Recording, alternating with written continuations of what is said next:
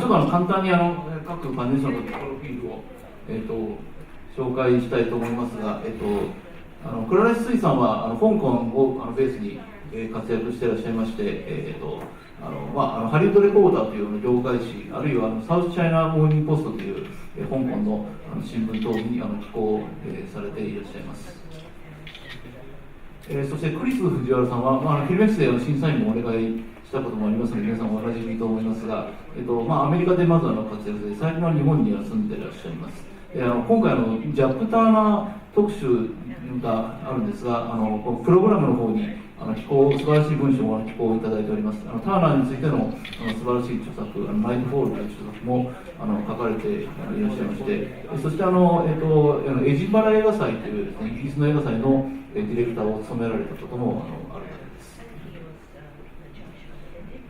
方です。そして斉藤敦子さんは批評家として活躍していらっしゃると同時にフィルメックスで毎年字幕でですね大変お世話になっておりまして、字幕翻訳セミナー等にもご登壇いただいております。はい、それまず最初にですね、今のフロドンさんがお話しされました基調講演のことで、もし各パネリストの方々何かご意見といいますか、付け加えることがあったり、あるいは異論があったり、あるいはそれに触発されて何かご意見があるというようなことをちょっとお聞きしてみたいと思いますが、それぞれクラレンスさんに最初に、もし今の基調講演から何かご意見があればお聞きしたいと思います。Oh, can you hear? Okay, yeah. So Chris, speak if you have any. Maybe Chris first. じゃあクリスと藤原さんに先にクリス。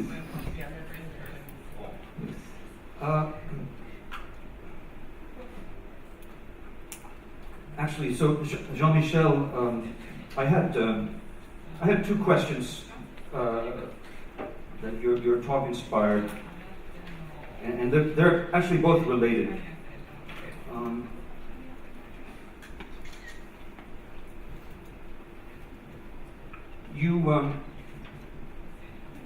You made a very important point about separation between film criticism and journalism, saying that journalism is concerned with films in relation to some issue or to some real situations, political situations, and that criticism should be concerned only with films as works of art. So my question is this. I'm struggling with how to put it, but I will write. Since, as you say, not all films are works of art, isn't it a task of criticism to go beyond the individual film and criticize the institutional conditions and the economic conditions under which films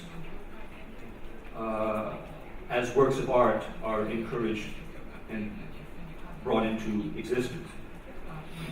And if that's the case, wouldn't that imply for criticism a greater engagement with the real world? In other words, with some of the questions that you relegated to journalism, a greater engagement than your speech seemed to suggest that criticism had. Maybe that's enough.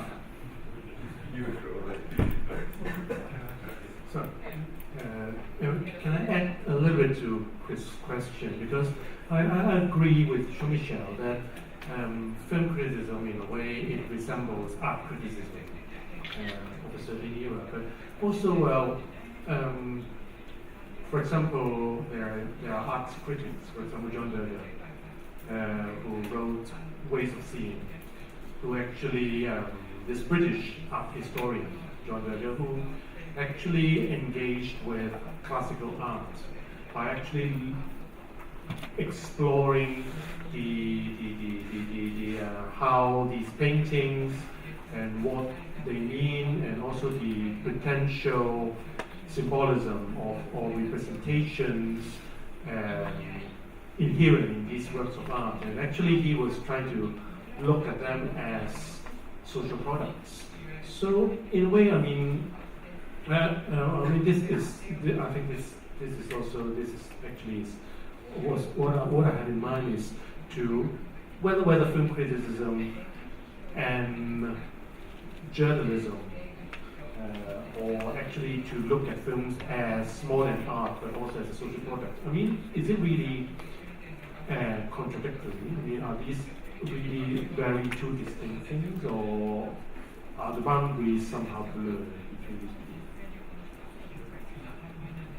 I thank you, both of you, for helping me to make myself more clear, because I understand that I went too fast on this kind of issue, but there were many things I wanted to mention, but obviously being a film critic doesn't mean to dismiss the real world, including political issues, very factual, active, daily political issues, as well as, I don't know, the economical background, or political background, eventually censorship background, in many cases, or the pressure on the economics, or the gender issues, or any kind of topic.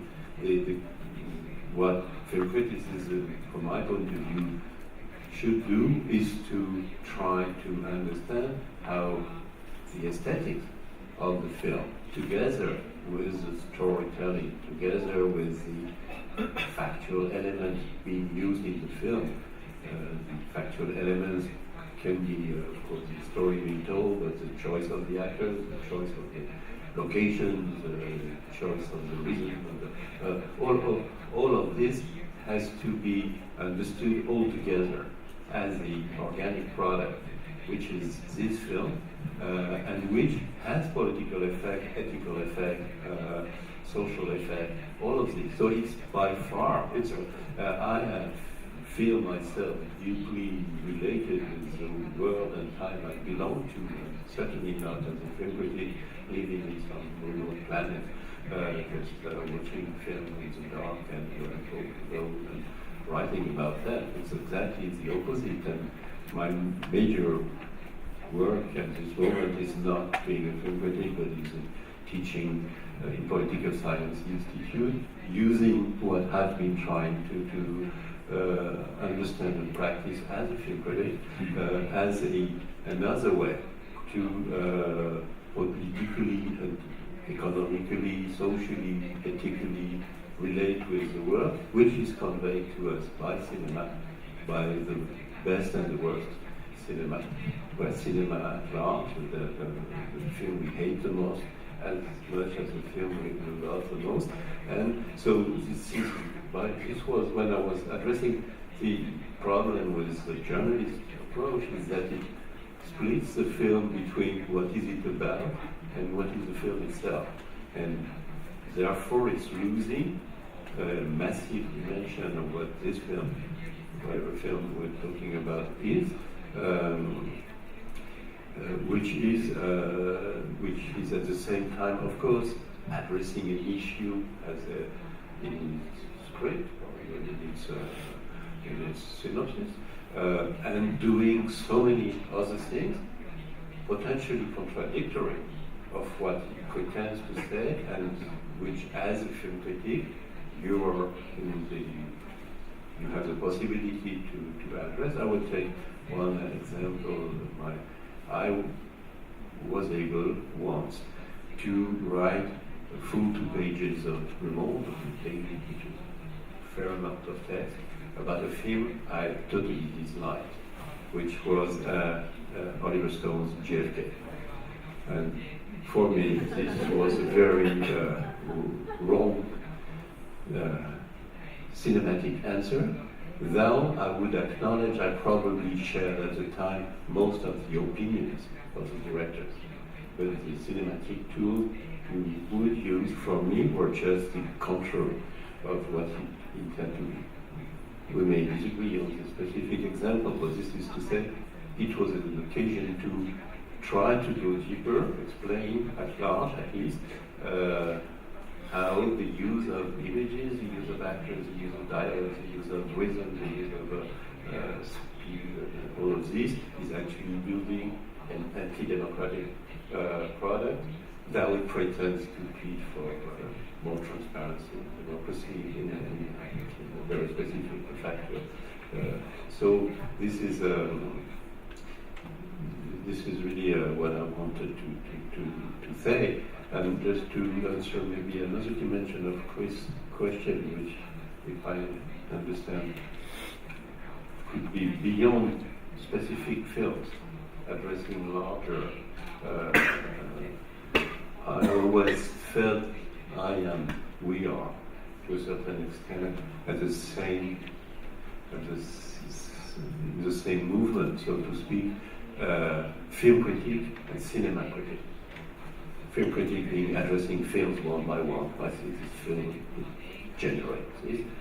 But I also try to build a relation towards cinema and to share with my readers what I expect for cinema, how much each specific film actually fulfills or not my expectation for cinema in general, and trying to have the most open definition of cinema and to accept as many kinds of filmmaking as I am able to. But nevertheless, to have somewhere this idea of cinema is a promise of something.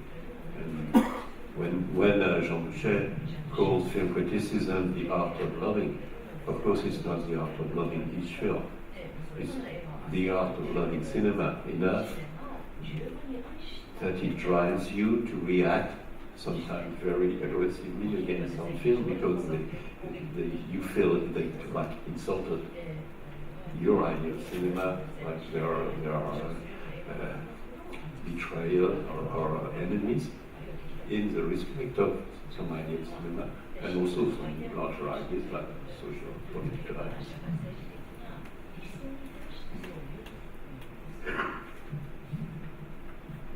May I add a little bit? Is that I agree totally with what Jean-Michel said about how we, and also what Chris suggested, is that how we have to be a film critic and also a critic of cinema in general, because this actually probably constitutes for want of a better word, the uniqueness of our profession as film critics per se, because we are probably more privileged, isn't it? I mean, than the ordinary viewer, because we get to watch a lot of films.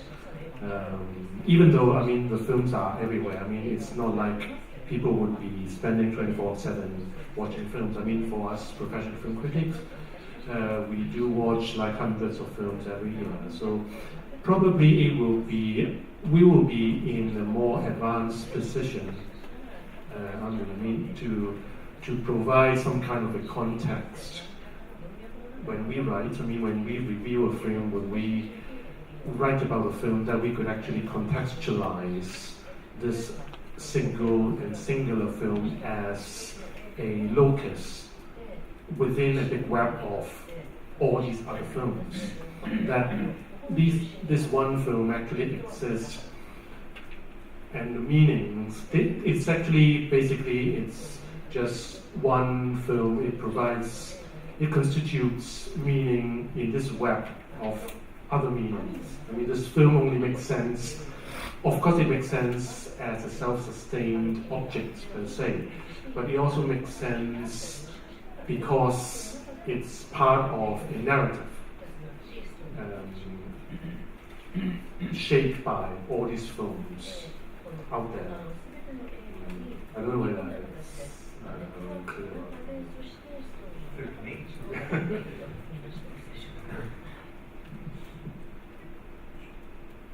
No, just one word. I've spoken already too much, but I agree with you. But I think we as film critics should not take advantage of this. Because the other side of what you just said is we are not average viewers, and we do not represent the audience. And the endless motto that those critics, they don't like what people like. Yes, of course they don't like what people like. They are not the general audience. There are crazy guys who go to see movies twice or three times a day. Sometimes nobody does that.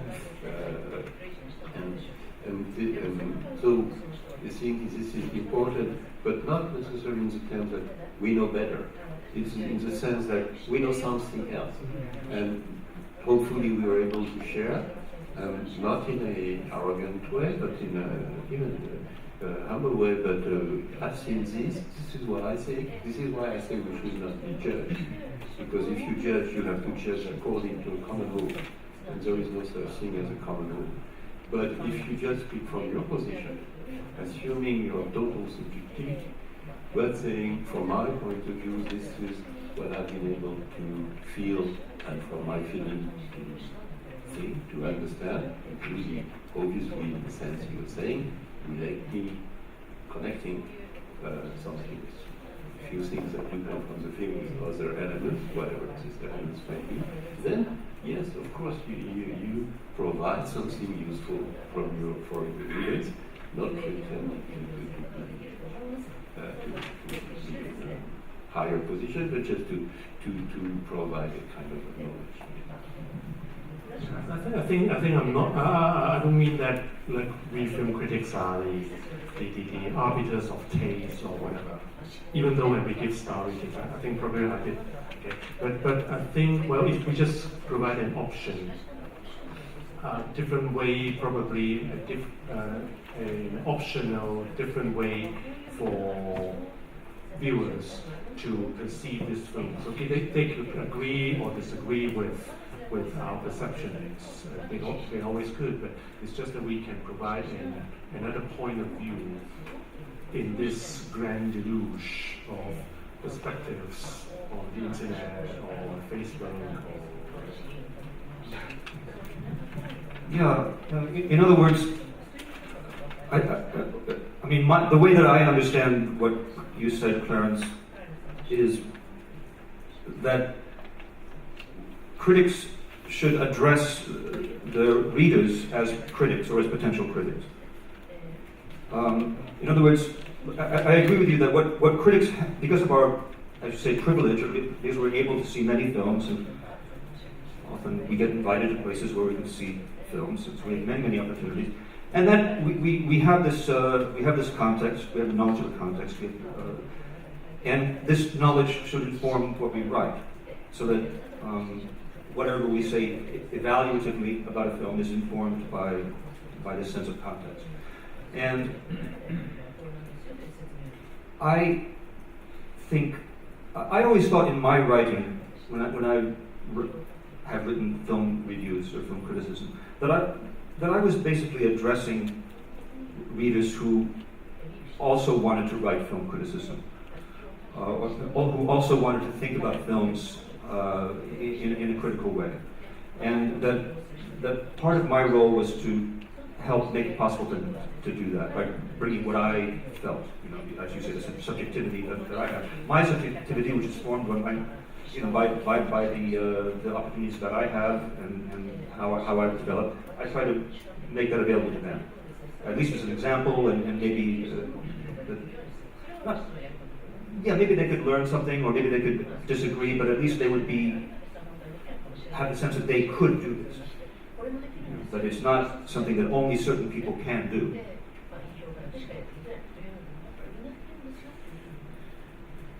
私一人場違いで覚えをしているんですけれども、実は私は日本映画ペンクラブという会に入っておりまして、数年前から国際批評家連盟の総会に出席しています。で、そこでもう今すごく話題になっているのは、一体映画批評家は生き残れるだろうかっていうことなんです。ペンクラブは150名ぐらいの会員がおりますが、最も若くて40代です。国際映画批評家連盟フレッシュと申しますけれども、このクラブはこの連盟は何年か前にデレク・マッコムさんというイギリスの高名な評論家の方がいるんですけれども、彼がリストラされたあたりから非常に危機感を募らせておりまして、で去年ポーランドの委員の方が世界の批評家のアンケートというのをやりまして、一体映画評論家は何で収入を得ているのかっていうのをアンケートを取ったんです。でこの結果はいずれリプレッシュのホームページに公開されるわけなんですけれども、まず私が聞きたいのは、フロドンさんは映画評論で生計を立てていられるのでしょうかということなんです。そして私たちのクラブは若い方がなかなか入ってくださらないのは仕方がなくって、若い人はどうやって映画評論というものを仕事にしたらいいのかっていう道が今見えないような状態だと思うんですね。確かに IT ネットで映画評論を公開することはできますけれども、そこからどうやって収入を得るのかっていうのが見えないんですね。でそういう人たちをどうやって私たちのクラブとかプレッシュに誘えばいいのかというのもわからないんです。その辺どのようにお考えなのか聞きたいと思うんですが、いかがですか。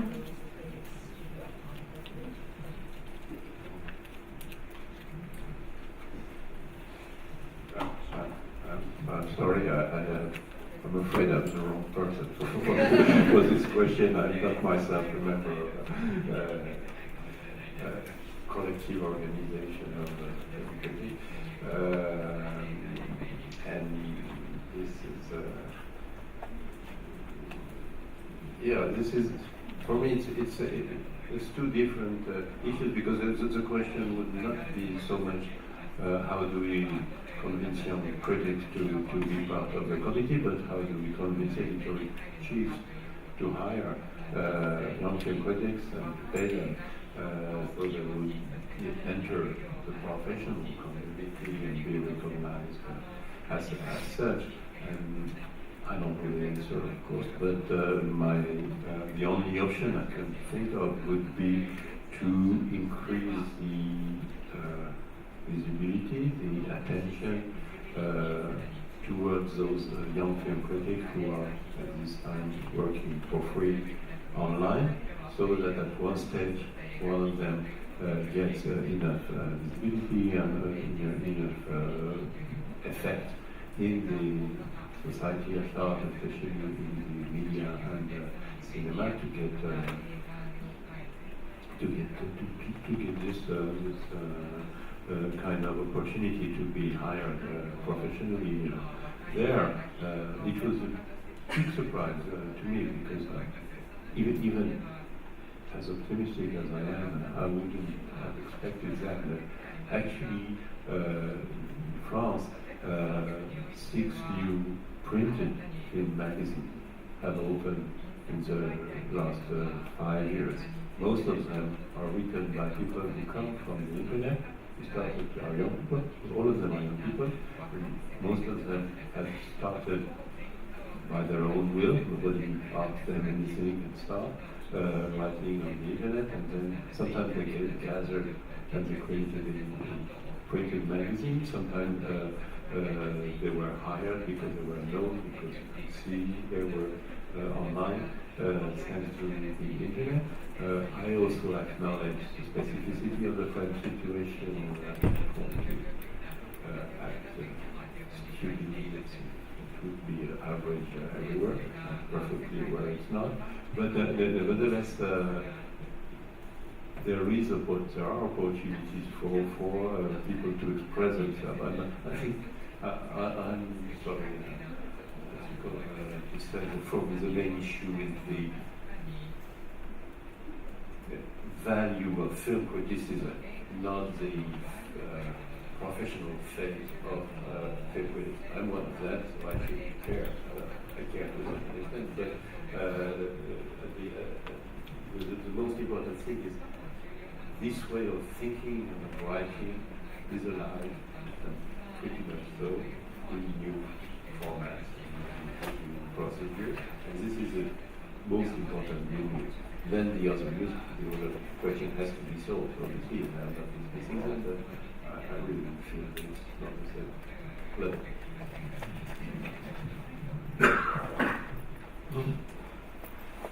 please. フランスの新聞というのは映画祭、特にカンヌ映画祭なんかは非常に映画の批評にページを取って何ページも毎日出してくれるんですね。でそれは私は映画祭の期間中朝読むのが楽しみなんです。ところが日本の新聞っていうのはそういうことをなさらないんですよね。で今客席にちょうど新聞記者の方がたくさんいらしているんでなぜそういうことにならないのかっていう理由を聞いてみたいと思うんですが、いかがでしょうか。どなたか今の斉藤さんのご質問にはお答えいただける方いらっしゃいますか。これ簡単ですね。はい。朝日新聞の朝日新聞で映画を担当している記者の伊藤と言います。確かにおっしゃるように三大映画祭の中で取材に行くと現地の新聞でクリティックスが載っていてとても素晴らしいなと思うんですが、まず映画を担当してすごい思ったのがですね、日本ではその映画をアートとして位置づけるっていうのも娯楽とアートなんか両方ともの側面があって、日本の新聞ではそこが特に批評っていう面ではすごく弱いなと思います。で批評新作を紹介して読むっていうのはあるんですけども、映画祭がそこまでアートとしての映画っていう位置づけがあまりなくなくって、映画祭の期間中に毎日表を出そうっていう雰囲気にはなっていません。でも朝日新聞では今年から去年からですねオンラインで東京国際映画祭の期間中星取り表というのをやりましてミシェルさんはフロドンさん嫌いだとおっしゃってましたが我々もどうかとは思ったんですけども、毎日コンペティションの作品を星5つ星とあと短い短評で紹介しているんですが、なかなか2年目なんですけどもなかなかいい手応えがありましてですね、これを紙面で実現できたらいいなって我々は話してはいるんですが、なかなかやっぱり映画って娯楽だって見られがちなので、毎日載せるほどの価値があるのかっていうのが新聞内ではまだ議論の最中というか議論にもなってないような感じです。ちょっとちゃんとお答えできたかどうかあれなんですが、そういう感じなんです。Well, can I say something about that? Actually, what I want to say goes back to the first thing that, or one of the first things that Jean-Michel said, at least the first thing that I captured in my notes, which was that the future of cinema depends on putting cinema in general together and not continuing a separation between, well, entertainment and art, for example. In other words, cinema culture depends on uniting both. And in principle, I agree with that. But in rebuttal to that, I remember something that your countryman, Raymond Bellour, wrote, and it was quite recently. He wrote that today there are two different cinemas that confront us. One of them is a cinema of sensation, a falsely, I think he used falsely sensational cinema, massively marketed and promoted and dominating cinema screens and dominating the newspaper space, dominating the cultural sphere. Against that, there is a cinema of, which he called a localized globalism, or something like this. In other words, that a cinema that was working with small effects, working in a modest way on the language of cinema, and that this language of cinema had become globalized through international film festivals, and that therefore there was some commonality or some commonalities visible among the directors working in this domain. And so if this division exists, and I think in real terms we have to admit that it does, and that doesn't preclude, of course, the possibility that some critic might like some Marvel Comics film for aesthetic reasons, but isn't it part of the critic's responsibility to support the minority cinema?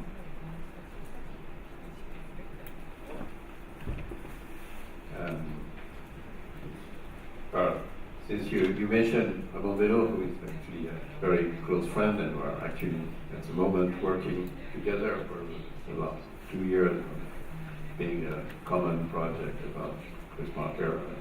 So we're really close, but I would disagree with this division totally.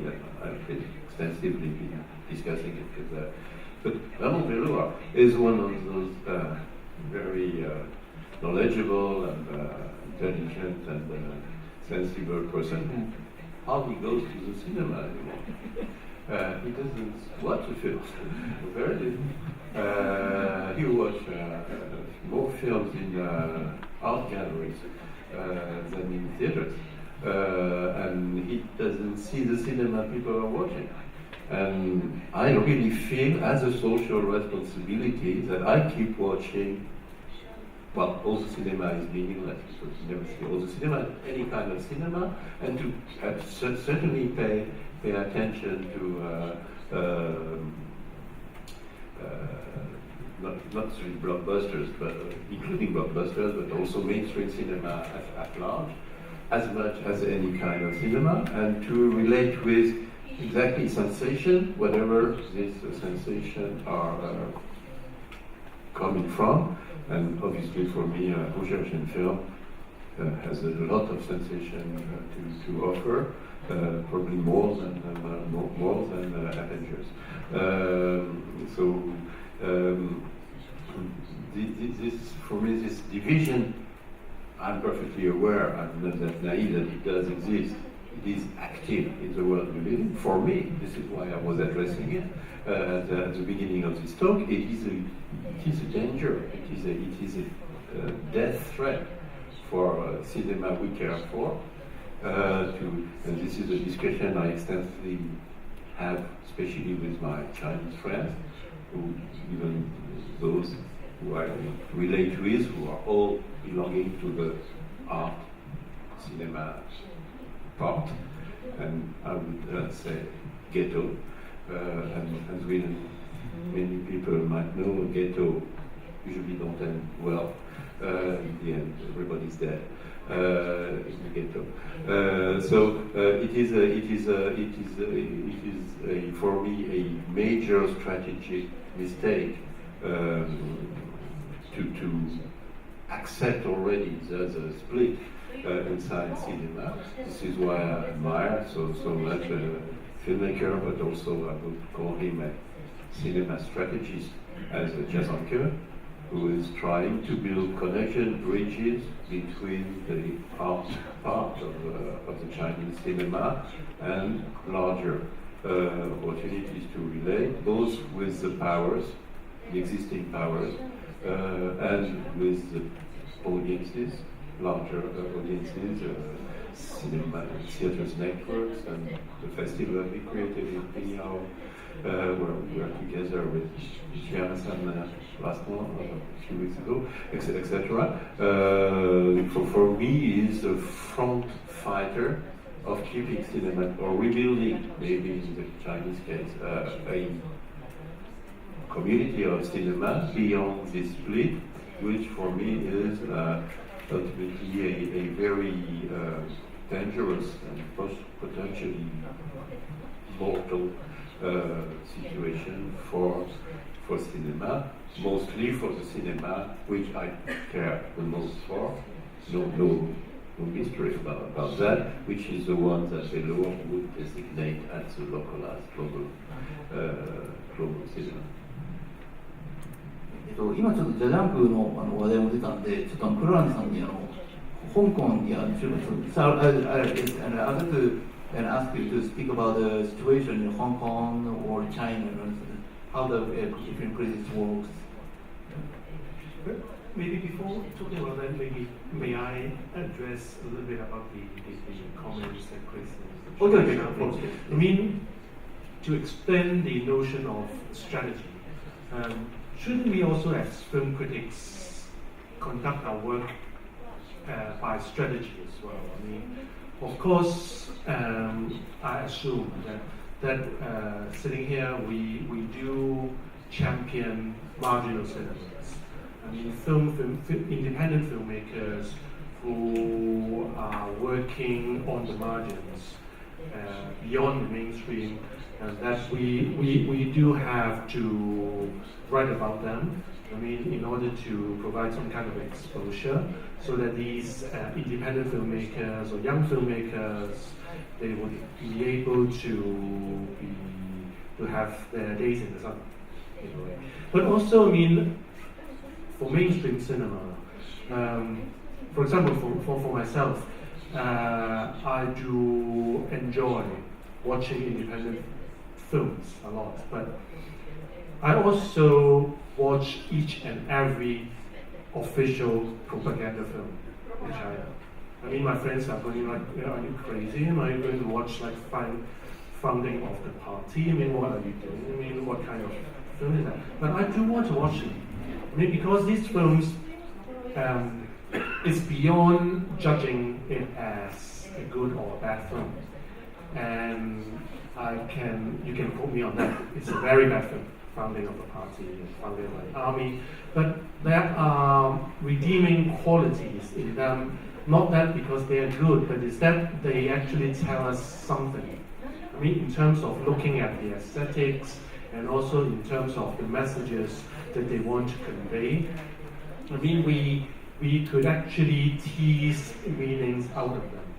I mean, we could actually offer our interpretations of them, and so that, well, again, to offer another way of understanding these films, these really bad films. I mean, but they could be good. I mean, just like what Jean-Michel said about JFK. Jean-Michel, you disagree. You don't like the film. It's a bad film, I see. But then again, I mean, it's always. I mean, a bad film is a bad film. But sometimes it's also bad films merit a lot of attention because we need to talk about why they are bad. And in extension, I think as a film critic, I can only speak for myself, is that when I write about films, it's all about, of course, to talk about what they are. It's to use journalistic parlance, I mean, who, what, when, where, and how. But I think it's also about the why. I mean, why these films exist. I mean, why does a film like founding of an army, party, country, whatever? And why do these films exist? I mean, what can their existence actually tell us? Not just as a critic, but also as a citizen of the world. How should we understand them? And what role do these films play? I mean, these are things which always sort of captivates me, or actually mystifies me.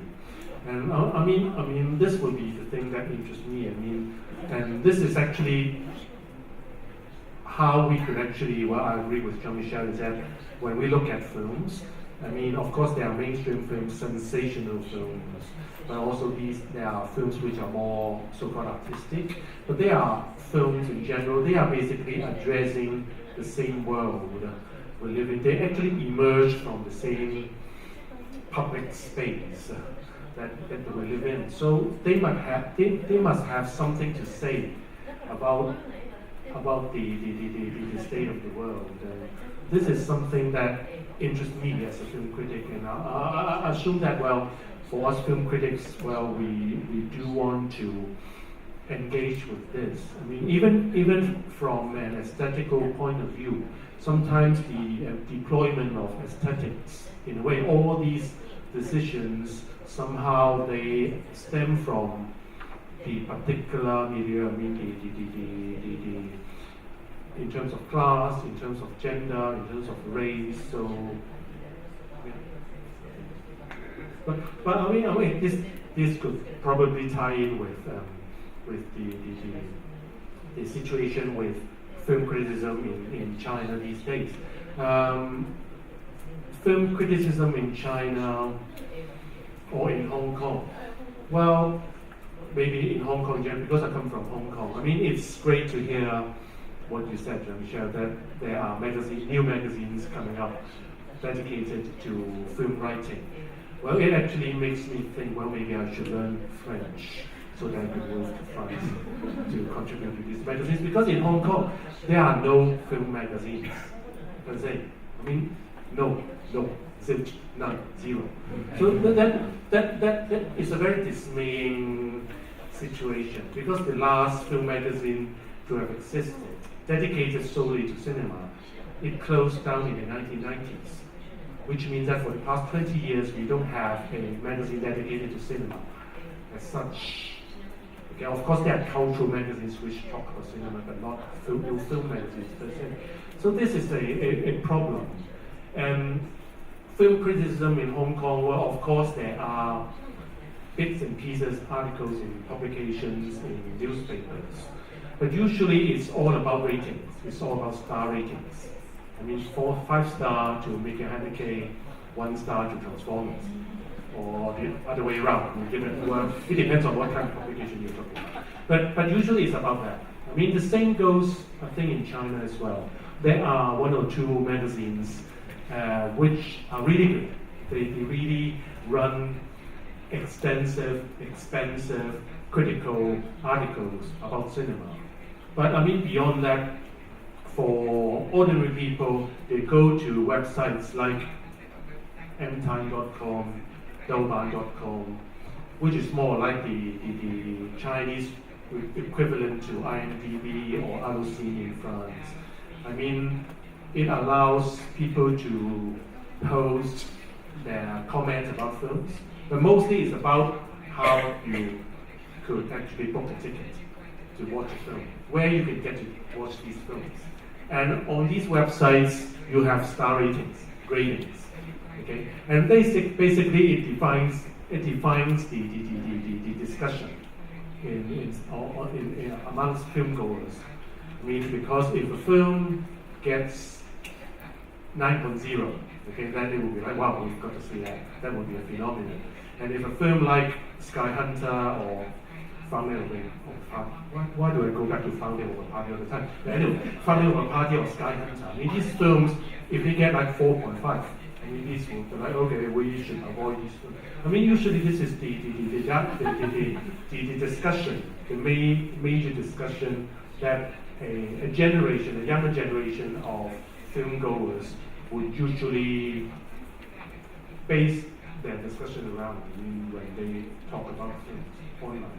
So it's pessimistic in a way, but then again, online there are people who write very critical or cerebral articles about cinema. It's just that, well, out of like 12 billion people, I mean, how many people are writing these articles? And how many people are actually reading them? I mean, I don't think there are that many. But there are glimpses of hope. I've tried to be optimistic, but yeah, it's So just very, very briefly, two different or connected aspects. Just about the last one, we're talking about minority. We're not talking about the massive responses. We know about the massive responses, but minority doesn't mean it's meaningless, or it doesn't mean that it's dying. Actually, there are, and even in China, for the internet, to know there is dynamism inside minority.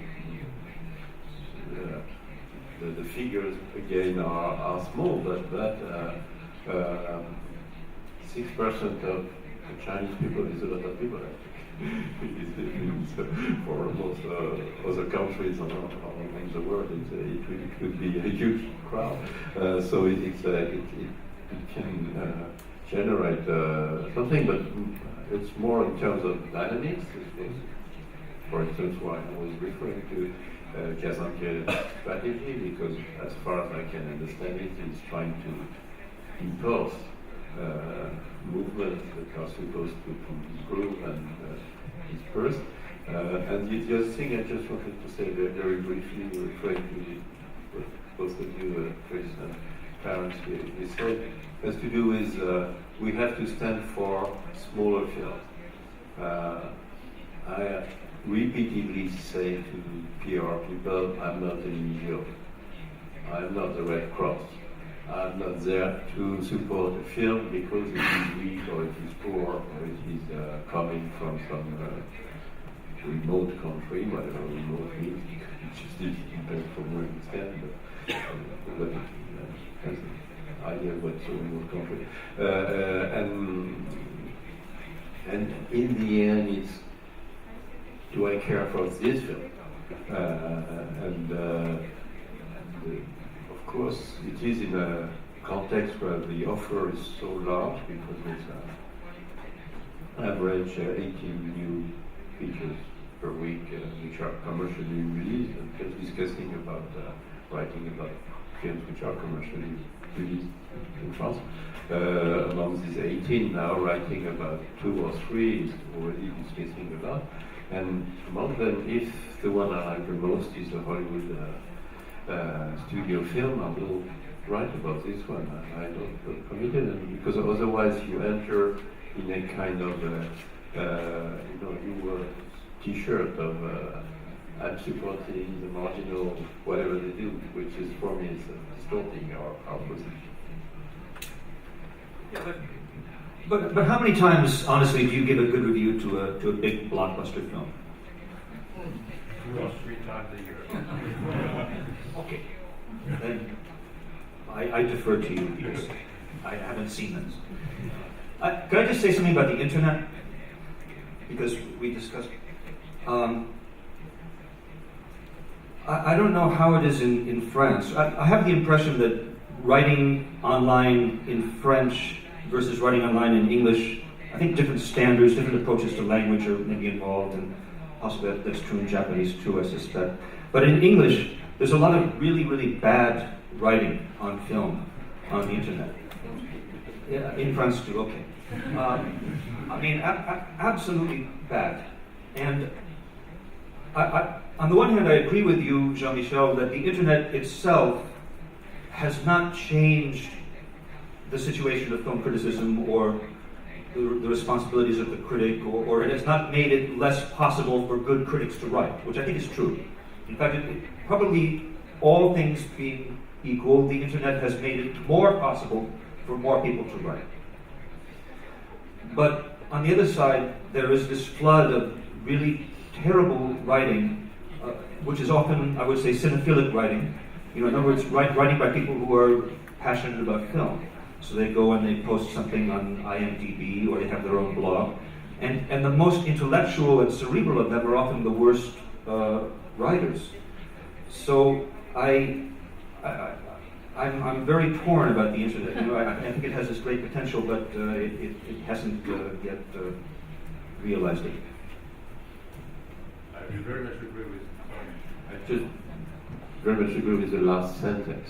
The most of what we can expect from the internet has not happened yet, and is hardly in sight still. So, but I think, because yes, you're right. There is a lot of bad writing online, but it has something to do with democracy. So somehow, I mean, among yeah, exactly. But I mean, among all this mass of let's call it intense writing. I mean, people who are writing extensively with longer text and references and whatever. Many of them are bad, but this has happened before the internet. Bad writing is not happening. and then this remains the best chance to see emerge also very good writing from this crowd. No, well, you're right. And I think that goes back to the other thing that you said, which I totally agreed with, which is that film criticism is basically literature. So the question is really, it goes well beyond the question of cinephilia or of film writing on the internet. It's a question of how are the values of literature as an art form being sustained and furthered. There is a lot of bad literature. Mountains. 日本の場合だと年間1000本ぐらいの映画が制作され配給されているといいます。この中で一体どんな素晴らしい小さな映画があるのかをどうやって探せばいいのか、批評家のすごく大きな問題だと思うんですが、その素晴らしい作品を発見したとして一体大きな媒体がどれだけのページというか行数を割いて紹介させてくれるかもすごく大きな問題です。そうなるとやっぱりインターネットとかそういうところで書かなければいけなくなると思うんです。でそこで素晴らしい評論が書けたとして一体どれだけ多くの人が目に触れてくれるかも大きな問題だと思うんですね。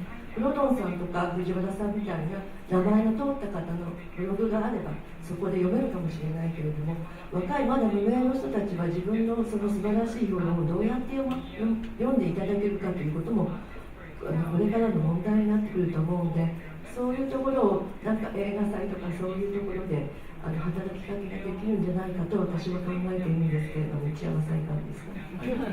すみません、ありがとうございます。その話をいつかしようと思って時間がちょっと経って今年初めての試みでフィルメックスで映画批評セミナーといいますか、これは批評を書いていただいて投稿していただいて、それに関して学評会といいますかを最後にするということで斉藤さんと、そして日経新聞の古賀さんにですねお願いしてというのを最終日に用意しておりまして、ささやかな試みではありますが、このようなことが何かうまくつながればいいなと思いまして、今年初めて試みをやっておりますので、皆さんぜひ応募していただければというふうに思います。でほとんど時間もちょっと本当になくなってしまってるんですが、何かご質問等ありましたら場内から1つか2つぐらいご質問いただけますか。はい。インターネットの書き場が増えてるっていうことなんですけど、インターネットは日本の映画会社の場合に権利がものすごくうるさくて、昔の映画のことを書こうとしたらその映像素材が一点ちっちゃな写真でも2万5千円とか3万円とか取られるんですね。で映画の批評家の文章のギャラよりも3倍ぐらい高いみたいな感じになっていて、その昔の映画の批評を若いその人たちに語ってもらおうと思っても書けないと。でじゃあ新しい映画を描こうってなると、例えば日本で一番大きい映画会社さんの、作品を紹介しようとすると、まず文章を見せてくれって言われるんですよ。で文章を見てよかったら映像素材を貸しますという形で、これいわば私検閲だと思ってるんですけど、それはおかしいんじゃないですかっていう。こちらの書き手の自由を見るんですかって言ったら見ますということですね。それで合わなかったら貸しませんということで、映画ってやっぱり映画のルックがすごく大切なので、やっぱ映像素材がないといくらいい批評を書いても読んでもらえないっていう事情があるんですけど、今や大手の映画会社さんは批評は必要してないんじゃないかなっていうすごい絶望に駆られることがすごく多いんですけど、もう若い人たちはそこでみんなすごく困っているっていう。その映画を語るのに映像素材を語れられなくて、文章だけでどうやって説明すればいいのかってでしょうがないので、みんな下手なイラストを描いたりとか、若い人に小津安二郎さんの絵を描いてもらったりとか、ものすごいミラクルなやり方で戦わなくてはいけないような状況になってるんですけど、こういうのはフランスの場合は権利はあまりうるさくないと思うんですけど、どのように戦っていらっしゃるかをぜひ聞きたいんです。Yes, because in Japan, that if we try to use, for example, the Akira Kurosawa film something, so we must get the permission from the production company to use some photos or images. But yeah, it's the same. Basically, at least in printed newspaper, you have to use authorized images, but I would say that at least for new films there is always a few available stills, which is always the same everywhere, so it's not very happy to, it's not very, you're not so happy to use them, but because it's not to show up in any place. Online is more blur relation, and for instance, I often use as images from my writing captions from the trailer, which is given by the distributor, so it's not like stealing an image they don't want to share, but which is not among the set of stills they have been sharing. And so far nobody said anything, but I don't know, maybe sometimes somebody will act against it. I understand your concern, but I really think there are, it should, to a certain extent, it should make us more creative. Let's use other images. Let's use, I don't know. You know, when Jean-Luc Godard made the histories of cinema, he didn't pay any rights to anyone. Then Global came and said, we are in trouble now, so they started to pay rights. But some right owners refused to sell the right. For instance, there are 5 paintings by major painters, very famous artists of history of painting. You see in History of Cinema, which were not painted by these painters, but by Jean-Luc Godard, who made copies of the original painting. So it was his painting and not anymore a Rembrandt's painting or Cézanne painting or whatever. Let's do drawings. Let's use I don't know maps. Let's use other images anytime.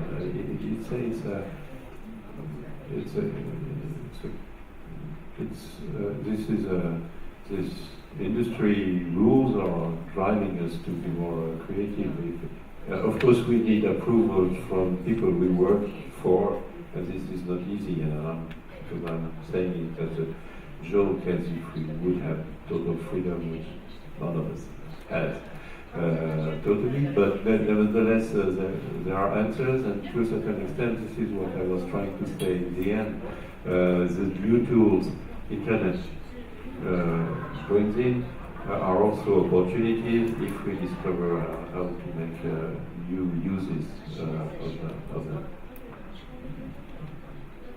How do you guys actually think about this new trend of people using essay films as a mode of film criticism? For example, the Northern Irish filmmaker Mark Cousins. Mark Cousins, he made this film criticism documentary / essay film about The Shining. Right? And then he ran into this problem with copyrights and all that. So I think I remember Mark saying in Rotterdam earlier this year that he promised that the film will be only shown once.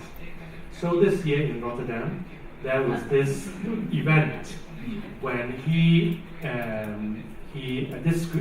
final screening of his documentary about The Shining, he brought an axe to the screening, and then he basically chopped the DCP to bits in order to show that, well, this is the end of the film, okay? There's no breaching of copyrights. Now then, when somebody asked Mark whether the source files were in his computer, he would say, okay, it's in my computer. So, anyway, but what do you think about, these film critics, Kevin B. and often using essay films as a mode of film criticism? Does it actually exist in Japan? Film critics using videos or video clips of films as a mode of film criticism to replace writing.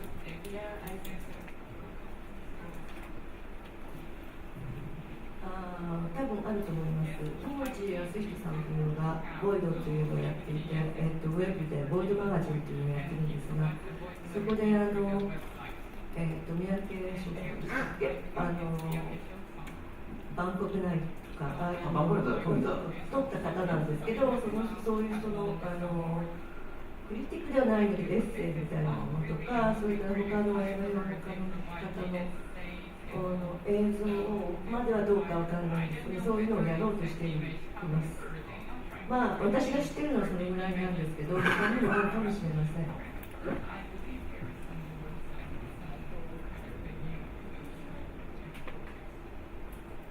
Yeah, I mentioned Godard and Farouki and Marker, but there are others that there is more, and I'm very much hopeful about what may come out of this, and including this event you were depicting, performance, so to speak, because at the moment the film becomes a part of a performance. Actually, is part of new ways to keep a relation between audiences and love of cinema, thinking about cinema, relating the history of cinema, and at the same time, because Mark Cousins is a very creative guy. It's not only as the archivist, but he's also building his own stuff and relating his very contemporary things with history of cinema. Well, all of this is for me is totally okay and desirable, but it has to connect. The danger for me, the danger is isolation.